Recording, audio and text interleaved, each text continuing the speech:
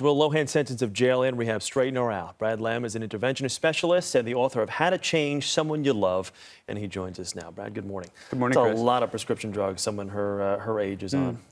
And it's a huge part of my practice. I would say it's the #1 growing problem in America in terms of addiction. So it's something that almost everybody in America has in their realm of friends and family. Yeah, this sentence, though, the jail sentence, and I know there's been some controversy as to, is that the right thing to do, to send an addict to jail? Is that the right thing to do, even though her sentence is only going to be a few weeks long? You know, it's an intervention of sorts. So I love that in terms of interrupting the behavior and the drugs and whatever nonsense is going on in her life. I think it's a great way to get in there, and at least the judge is acting as an adult in the room. Yeah. You know, it seems like there are not a lot of those people in her life. Well, let me ask you this then, because you can just tell by the way she looks. There's something not right. And then the thing with the fingernail, I mean, the behavior in general is not where it should be.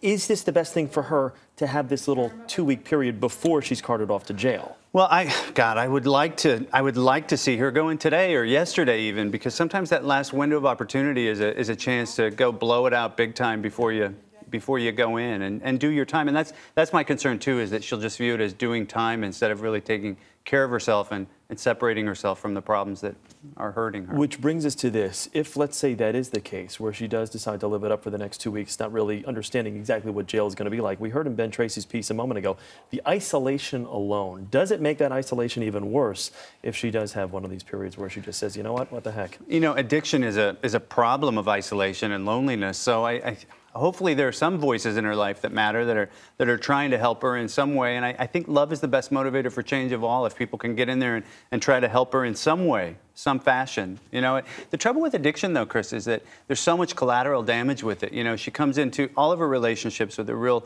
deficit, an overdrawn trust bank account. So lots of damage in relationships, and sometimes it's hard to get those folks to even speak up. And you talk about, as far as the intervention, having friends and family there to provide support, much needed support. But as we've seen, her friends and family may not be the best people for that. I hear what you're saying, but I'll tell you, the families I work with, and mine included, on the outside looked like the perfect all-American families, and their family has played out in the headlines and on TV, but every family has a story. Every family has dysfunction, and in that, they can still find a loving way to try to help somebody if they can put their personalities to the side. In a report the TMZ is reporting, they're saying that she may be potentially allowed to continue taking some of these prescription drugs in jail. Do you think that's a good idea? That's a big mistake. The drugs, Dilaudid, trazodone is used for sleeping aids sometimes. Yeah. Ambien, another drug that has a high potential for abuse by a person with addiction. Yeah, and let me ask you about rehab once she gets out of jail. And again, we're still not sure exactly how long she'll be in jail. Some reports say 3 to 5 weeks, who knows.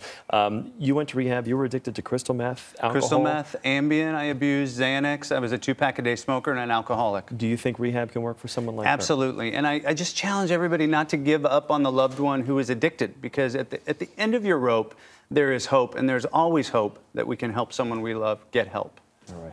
Brad Lamm, thank you very much. We appreciate it. A lot happens early on The Early Show, weekday mornings on CBS.